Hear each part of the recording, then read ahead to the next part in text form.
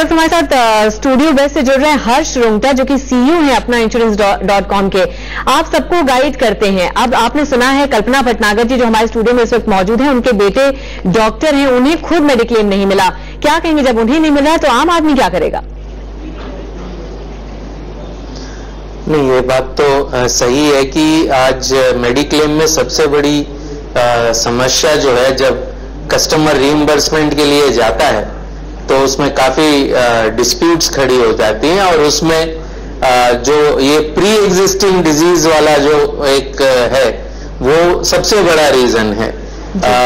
और नेचुरली चूंकि शायद टीपीए के स्टाफ प्रॉपर नहीं हो तो उसमें कई बार प्रॉब्लम भी होती है। तो क्लियरली ये जो भी प्रोसेस है इससे डील करने का, उसमें बहुत ज्यादा इंप्रूवमेंट करने की रिक्वायरमेंट है। इसमें कोई दो राय नहीं हो सकती। कम से कम रिस्पॉन्स क्विक हो सकते हैं। लेकिन एक बात ये भी है कि हमारे यहाँ जब कंज्यूमर इंश्योरेंस लेता है पहली बार, उस समय डिस्क्लोजर्स करने से वो कतराते हैं, क्योंकि उन्हें ये लगता है कि अगर मैं ये डिस्क्लोजर्स करूंगा तो शायद मुझे इंश्योरेंस ना मिले, या फिर लापरवाही की वजह से वो डिस्क्लोजर्स नहीं करते हैं, ब्लैंक फॉर्म साइन करके एजेंट को दे देते हैं जी। दोनों ही सूरतों में फ्यूचर में क्लेम में प्रॉब्लम आती है। तो मेरे ख्याल से ये मिश्रित है। क्लियरली इंश्योरेंस कंपनी की साइड से प्रॉब्लम है, इसमें कोई दो राय नहीं हो सकती, लेकिन कुछ हद तक ये कंज्यूमर साइड की भी प्रॉब्लम है, एजुकेशन की भी प्रॉब्लम है, और थोड़े से कंज्यूमर्स हैं वो इंश्योरेंस जी, मैंने ये सवाल पहले भी पूछा था। आपने कहा एजुकेशन की प्रॉब्लम है, इंश्योरेंस कंपनीज की प्रॉब्लम है, कंज्यूमर्स की प्रॉब्लम है, लेकिन सवाल ये है कि आखिर इसके लिए एजुकेट कौन करेगा कंज्यूमर्स को? पहले जब एग्जीक्यूटिव आता है तो वो इतने क्लॉज नहीं बताता, इतने टर्म्स एंड कंडीशंस नहीं बताता, और जब बाद में क्लेम करने की बात आती है तो अलग अलग बातें सामने आती हैं। नहीं, आप सही कह रहे हैं। इसमें कोई दो राय नहीं है कि एजुकेशन करना जरूरी है, और ये इंश्योरेंस इंडस्ट्री को भी करना पड़ेगा, और मीडिया का भी इसमें काफी बड़ा हाथ रहेगा। जैसे ये जब चीजें जब टीवी पे डिस्कस होती हैं तो लोग देखते हैं और उनको समझ में आता है कि फुल डिस्क्लोजर करने से क्या एडवांटेज है। अपना पैसा पे हमको कई बार सवाल आता है कि मैं डिस्क्लोज अगर नहीं करूंगा कंपनी को, इंश्योरेंस कंपनी को, तो उसको पता कैसे चलेगा?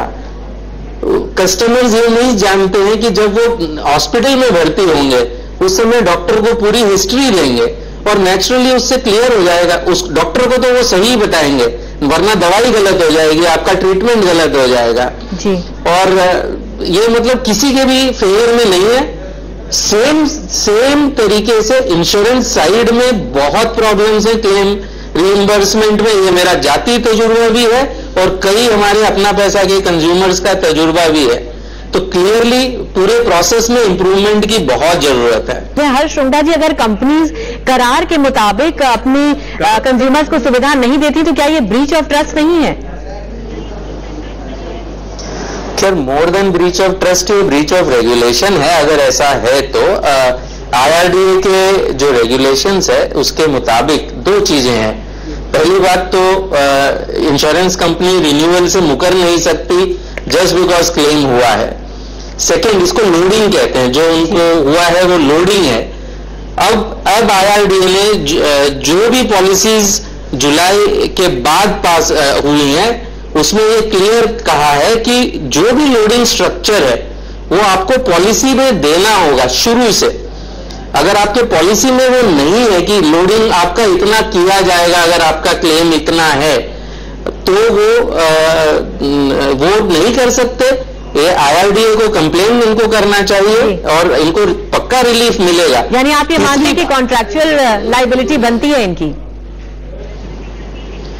अगर कॉन्ट्रैक्ट में है तो, और ये IRDA ने कंपलसरी कर दिया है कि इसको आपको इंश्योरेंस कॉन्ट्रैक्ट में डालना पड़ेगा। They can not refer to कोई उनकी इंटरनल गाइडलाइंस को रेफरेंस नहीं दे सकते जी। अगर इनके पॉलिसी डॉक्यूमेंट में ये है तो ही कर पाएंगे। सक्सेना जी, हम